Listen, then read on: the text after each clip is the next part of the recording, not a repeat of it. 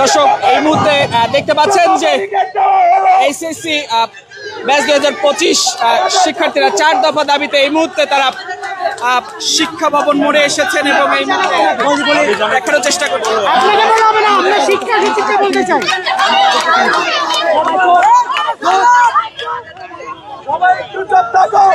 আমরা অলরেডি শিক্ষা বোর্ডকে জানাইছি, হ্যাঁ, যে 14 তারিখ আমরা তাদের একটা নোটিশ দিয়েছিলাম। তো তারা আমাদের বলছিল 16 তারিখ রাখতে পারতে তারা জানাই দেবে, কিন্তু তারা আমাদেরকে কোনো কিছু জানাই দেয়নি। এই জন্য আমরা আজকে এখানে অবস্থান নিয়েছিলাম শিক্ষা বোর্ডের সামনে 17 তারিখ সকালে। তারা আমাদেরকে দুপুরের পর একটু আগে আমাদের ডাক দিয়েছিল এবং বলে এটা আমাদের বোর্ড থেকে কোনো কার্যকর হবে না, কিন্তু তোমাদের পক্ষ থেকে শিক্ষা মন্ত্রণালয়ে আমরা এটা পেইড করেছি এবং এটা সময় লাগতে পারে কিংবা হতে পারে কিনা এটা তারা শিওর জানে না, বাস্তবায়ন হবে কিনা। কিন্তু স্যার আমাদের এগুলো যৌক্তিক দাবি, আমরা পূরণ করা না, আমাদের পূরণ যতক্ষণ না হবে আমরা রাজপথ ছাড়ব না। আপনারা কোথায় ভাই একটু কথা বলি আমরা। জি স্যার, তোমরা কি দেখো, আমি আরো কথা বলি না ভাই, তোমরা এখন কি জানাইতে চাও, কি দাবি নিয়ে আসছো সেটা 4 দফা দাবি নিয়ে আসছি।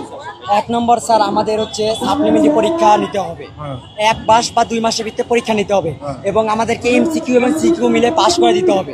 3 নম্বর প্রশ্নের বৈষম্য রাখা যাবে না, যেমন ধরেন স্যার এক একটা বোর্ডে এক একটা প্রশ্ন হতে পারে, মানে কঠিন অনেক বোর্ডে প্রশ্ন হয়, এই বৈষম্য রাখা যাবে না। তারপর 4 নম্বর স্যার হচ্ছে আমরা যারা হচ্ছে 1 বিষয় বা 2 বিষয়ে তারা ফেল করছে, মানে তাদেরকে আপনার কলেজে অ্যাডমিশন দিতে হবে বা সাপ্লিমেন্টারি পরীক্ষা যে দিব এটার মাধ্যমে আমাদেরকে অ্যাডমিশন দেওয়ার ব্যবস্থা করতে হবে। আচ্ছা, তোমরা কি যে দাবি দেওয়া লিখিতভাবে নিয়ে আসছো কোনো? স্যার এই দাবিগুলো আমরা শিক্ষা বোর্ডকে অলরেডি জানিয়েছি। এখন কাকে জানাইতে চাও? আমরা একটা শিক্ষা মন্ত্রণালয়ে জানাইতেছি। শিক্ষা মন্ত্রণালয়। তোমাদের কয়জন যাবা? প্রতিনিধি দাও আমাকে। আমরা স্যার ওখানে 5 জন তিনজন সিলেক্ট। 3 জন স্যার আমরা সিলেক্ট করে 3 জনের নাম, ফোন নাম্বার দাও। স্যার ওখানে আমাদের ওখানের হিসাব বাদ, এটা এখানে নতুন হিসাব। আমাদের এটা সচিবালয়। 3 জনের তালিকা দাও। স্যার একটা কথা বলি স্যার, আমাদের বাইরে সবাই অবস্থান করবে, কিন্তু আমরা ভিতরে স্যার 4 জন যাব। বাইরে বলতে তোমরা এখানেই থাকবা? স্যার না স্যার, আমাদের ভিতরে কোনো সুরক্ষা আছে কিনা আমরা এটা জানি না, কারণ গতবার আমরা দেখেছি শেখ হাসিনা আমাদের স্টুডেন্টকে নিয়ে গিয়ে কতটা অত্যাচার করেছে আপনারা কিন্তু সবাই অবগত জানেন। এই জন্য আমরা কোনো কি সুরক্ষা পাবো? সেই সুরক্ষা আমাদের কে দিবে? শোনো, এখন তোমরা কি তোমাদের প্রতিনিধি নিয়ে যেতে চাও কিনা সেটা বলো। আপনারা কয়জন আপনারা বলছেন? তো 3 জন বলবো। স্যার আমরা একজন বেশি চাই। আচ্ছা, 4 জনের নাম, ফোন নাম্বার দাও। স্যার 4 নম্বরের নাম আমরা ডিসিশন করে স্যার 10 মিনিটের ভিতরে জানাবো। 10 মিনিট তো অনেক সময়। তোমরা আসছো, তোমরা জানো না কে যাবা? তোমাদের নেতা তো আগে থেকেই ঠিক করা থাকতে হবে। জি স্যার, স্যার আমি এগুলো সব প্রতিনিধি করার চেষ্টা করতেছি। করো, 4 জনের নাম দাও, 2 মিনিট সময়।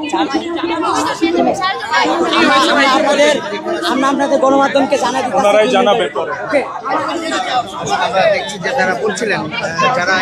দর্শক এই মুহূর্তে দেখছেন যে শিক্ষা ভবন মোড়ে শিক্ষার্থীরা